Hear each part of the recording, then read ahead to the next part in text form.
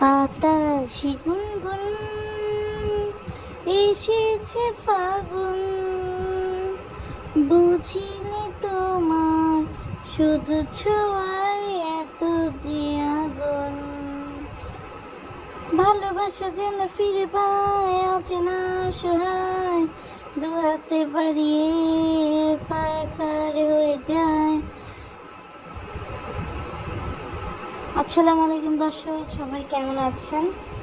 আশা করি সবাই ভালো আছেন। তো আজকে আবারও চলে আসলাম নতুন একটা ভিডিও নিয়ে।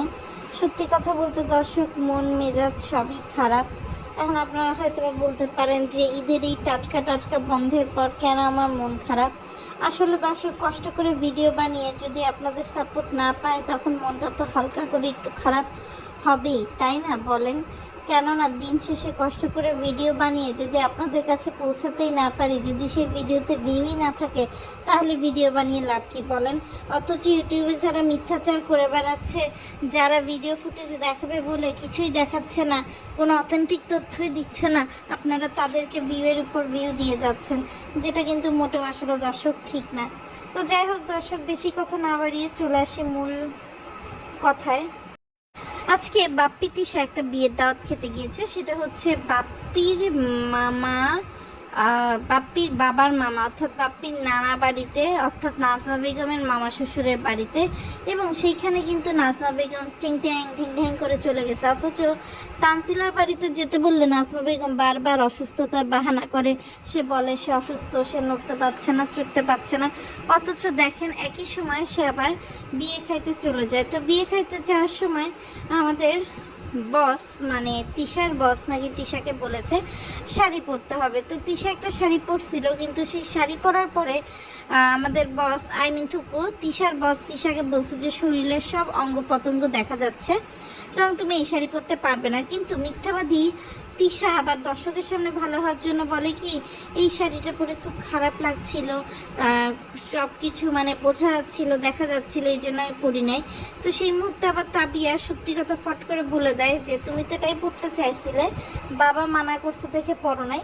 তো যাই হোক দর্শক, এরপরে আমাদের ডাইনি তিশা করে কি, ঠাস কইরা মেয়ের অর্থাৎ তানজিলার আপনার আগদের যে শাড়িটা সেটা পরে নেয়। এমন শয়তান বেয়াদব মা দর্শক কীভাবে হয় আমি জানি না, যে মেয়ের একটা জিনিস, তাই না, মেয়ের একটা জিনিস সে অমনি হচ্ছে কি করে দর্শক মানে হাতায় নেবে এই চিন্তায় থাকে।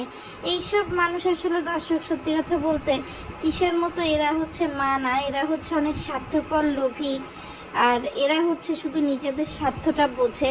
যে কারণে সে তানজিলার খুশি অখুশি এটা চিন্তা না করে দর্শক মানে তাকে সুন্দর লাগবে বা তাকে ভালো লাগবে এই চিন্তা করে অনুমতি ছাড়াই শাড়িটা নিয়ে নিছে। সব কিছুর তো একটা বয়স থাকে, সব বয়সে যদি সবাই সব কিছু করতে চায় তাহলে তো হয় না দর্শক।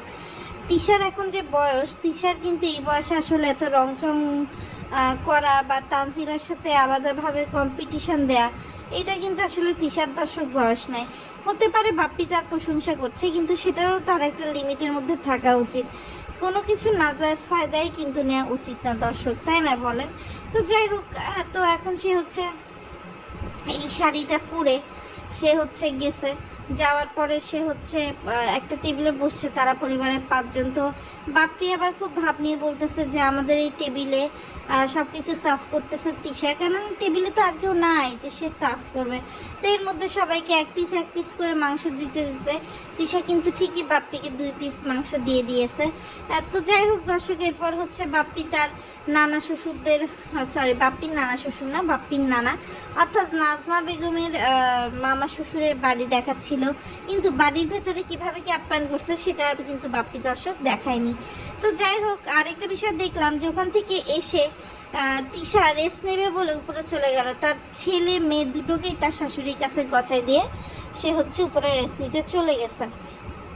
আর এই দিক দিয়ে সাবিনা তো নানা শ্বশুরের বাড়ি ঘুরে টুরে বৃষ্টিতে ভিজে টিজে এত অসুস্থ হয়েছে যে সে বাড়িতে আসার আগে তার ছোটো মেয়েকে ডাক্তার দেখায়, তারপর আসছে। তারপর হচ্ছে দর্শক রাব্বির যে হচ্ছে বন্ধু বান্ধব তাদেরকেও দর্শক খাইয়ে বেরিয়েছে।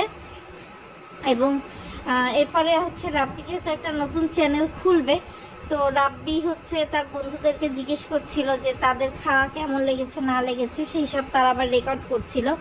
আবার এদিক দিয়ে দর্শক মিম মিম এতকাল কিন্তু সাদিয়ার কোনো কিছুই তোলে নাই। সাদিয়া সৌদি আরব গেছে, কি করছে না করছে তার বিয়ের সময় একবারও বলে নাই, কিন্তু এখন সে ভাব দেখাচ্ছে যে সাদিয়া যখন সৌদি আরবে গেছে সে তখন বাবুকে নিয়ে শারমিনকে নিয়ে যেতে চাইছিল, যেতে পারে না, ব্লা ব্লা ব্লা ব্লা। এখন সৌদি আরবের জিনিসের লোভে দর্শক মিম কাজের পরিচারিকা হয়ে গেছে। আর মিম এই ভিডিও করতে গিয়ে মিমের ঠোঁটের অবস্থা যা ছিল দেখে মনে হচ্ছে যে বাবু খুব সজোরে মনে হয় তার ঠোঁটে কামড় দিছে, যে কারণে ওই লাল পিঁপড়া কামড় দিলে যেমন জায়গা জায়গায় ফুলে যায়, মিমের পুরো ঠোঁটটা এরকম কিন্তু আসলে দর্শক ফুলেছিল। আসলে মেন ঘটনা কি, এটা তো আসলে দর্শক মিম আর বাবুই বলতে পারবে, আমরা তো হচ্ছে শুধু ধারণাই করতে পারবো, তাই না? এদিক দিয়ে দেখি দর্শক খুকি আবার করিম ব্যাপারীকে ভাতের খোঁটা দেয়, অর্থাৎ করিম ব্যাপারী দুপুরে রুটি খাওয়ার পর ভুলে একটু ভাত খেয়ে ফেলছে দেখে খুকি বলে যে আপনি কেন রুটি খাওয়ার পর ভাত খাইছেন, আপনি একবেলা একটা জিনিসই খাবেন। তো আমি একটা জিনিস বুঝলাম যে আসলে কোহিনূরের সাথে খুকির আলাদা হিসাব, আর আপনার করিম ব্যাপারীর সাথে কিন্তু হচ্ছে দর্শক আলাদা হিসাব। আর করিম ব্যাপারী হচ্ছে সবসময় খুকি কি করছে না করছে খুকির ব্যাপারে কিন্তু আসলে করিম ব্যাপারীর দর্শক ইন্টারেস্ট অনেক বেশি, যে কারণে হচ্ছে সে তাকে দেখা যায় যে খুকির আশেপাশেই সে ঘুরে বেড়াচ্ছে। তো দর্শক এদিক দিয়ে একটা মিথ্যা কথা উঠেছে যে রেশমা ভাবি নাকি মারা গেছে। আসলে কিন্তু এরকম কোনো কিছুই না, রেশমা ভাবি কিন্তু আসলে খুবই ভালোভাবে সংসার করছে। যারা এই ধরনের মিথ্যা কমেন্ট করেছে তারাও চাইছে ভিডিও ভিউ একটু বাড়ুক, রোস্টারদের ভিডিও ভিউ বাড়ুক, আবার যেসব রোস্টাররা এটা কভার করছে তারাও চাইছে যে তাদের ভিডিও ভিউ বাড়ুক। কিন্তু এসব আকাশ কুসুম কল্পনা করলে তো দর্শক হবে না, যেটা বাস্তব না সেটাকে বাস্তব বানিয়ে ছেড়ে দিলেই তার আসলে বাস্তব হয় না। কেননা রেশমা যদি মারা যেত দর্শক ভিউয়ের খাতিরে হলেও শারমিন, শাহিন, খুকি এরা কিন্তু গিয়ে উপস্থিত হতো। আর যেহেতু রুহির মা, রুহির সাথে যেহেতু তাদের যোগাযোগ আছে এবং বেশি কিন্তু দূরে তাদের বাসা না, কাছাকাছি কিন্তু তাদের বাসা, সুতরাং এটা কিন্তু তারা জানতে পারতো এবং জেনে তারা হচ্ছে যেত এবং আপনাদের কান পর্যন্ত খবর চলে আসতো। এখন চলে আসি দর্শক অন্য একটা কথায়, সেটা হচ্ছে এই যে বাবুর বড় ভাই, সে কালকে হাত ভাঙার একটা মিথ্যা অভিনয় করছে, আজকে কিন্তু হাত নিয়ে সে ইজিলি এদিক সেদিক ঘুরে বেড়াচ্ছে দর্শক। মানে শুধুমাত্র ভিউ কামানোর জন্য এরা যে কত নিচে নামতে পারে দর্শক, এটা চিন্তা করলে আপনারা আসলে ভয় পেয়ে যাবেন, এরকম একটা অবস্থা হয়ে গেছে। তো যাই হোক দর্শক, আর এদিকে তানজিলার কথা আর কি বলবো দর্শক, তানজিলা পরীক্ষা করে করে তো ঈদের পুরো একটা সপ্তাহ চলে গেল, তাও মার বাড়ি দাওয়াত খেতে আসলো না। আমি ভাবছিলাম যে আজকে শুক্রবার, আজকে হয়তো বা তানজিলা আসবে, কিন্তু আমার খুব ভালো লাগলো যে তানজিলা সেলফ রেসপেক্ট নিয়ে হলেও হচ্ছে দর্শক আসেনি তার মার বাড়ি।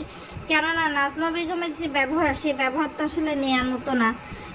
আর নাজমা বেগম হচ্ছে মানে একটু খেষ্টা টাইপের দর্শক, সে যেরকম বিহেভিয়ার দাদি হিসাবে আসলে তানজিলার সাথে করে দর্শক, সেটা আসলে নেয়ার মতো না। তো আসলে একদিক দিয়ে হচ্ছে নাজমা বেগম দেখা যায় যে ফাতিহা যখন তার মার প্রশংসা করে তখন করতেই থাকে। সে নিজেও দেখায় যে সে খুব পোলাইট, ইবাদত বন্দিগি থেকে শুরু করে রান্না বান্না, প্রতিবেশী, শ্বশুরবাড়ির সবার সাথে মিলামেশা, সব দিক দিয়ে সে নিজেকে সেরা দেখায়। কিন্তু যখন আমরা ভেতরের দর্শক ভালো করে অ্যানালাইসিস করব তখন দেখব যে একই মুদ্রার দুইটা পিঠের মতো, একটা ভালো চরিত্রের দিক আর একটা খারাপ চরিত্রের দিক। মনে হবে যে দিনের বেলায় হয়তো বা সাধু সন্ন্যাসী, রাতের বেলায় হয়তো বা চুড়ায়াল দর্শক, এরকমভাবে হচ্ছে দর্শক চলতে থাকে, অর্থাৎ খুবই মিন মাইন্ডেড। আর সে হচ্ছে অনেক অকৃতজ্ঞ। যখন তানজিলা তার বিয়ের মধ্যে সবাইকে গিফট দিছে, শাড়ি কিনে দিছে, তখন কিন্তু ল্যালবেলায় নিয়ে নিছে। কিন্তু এখন কিন্তু এই নাজমা বেগম সে কিন্তু এখন আসলে তানজিলা বা তানজিলার শ্বশুরবাড়ি কাউকে দেখতে পাচ্ছে না। আবার দেখবেন যখন এই বুড়িকে কোনো কিছু দেয়া হবে তখন বুড়ি ঠিকই একগাল হেসে খেক করে তখন কিন্তু আসলে জিনিসটা নিয়ে নেবে। আসলে এইসব স্বার্থপর লোভী মানুষের কথা দর্শক আর কি বলবো। আর এদিকে ফাতিহা তো এক একটা মিথ্যা টাইটেল দিয়ে ভিউ কামানোর জন্য একেবারে উঠে পড়ে লাগছে। পারলে আজকেই সে একটা সুখবর দেয় তো কালকে আরেকটা সুখবর দেয়। কোন দিন বলে বসবে তিশারা মালয়েশিয়া পৌঁছায় গেছে, কোনো দিন বলবে যে এখনো পৌঁছায়নি। তো এরকম একটা অবস্থা। তো যাই হোক দর্শক, এই হলো মোটামুটি অবস্থা। তবে একটা বিষয় আমার মনে হয় যে মিম আসলে সানির সাথে যতটা বেশি ভালো ছিল, যতটা বেশি ভালো তাদের সম্পর্ক ছিল, এবং একইভাবে সাবিনার সাথে কিপ্রিয়ার যতটা বেশি ভালো সম্পর্ক ছিল, তিশা আর বাপ্পির সম্পর্ক কিন্তু এমন জটিল কোনো কিছুই না। কিন্তু তিশা ধরে রাখতে পারছে আর বাকি দুইজনকে ভাঙার জন্য পরামর্শ দিচ্ছে।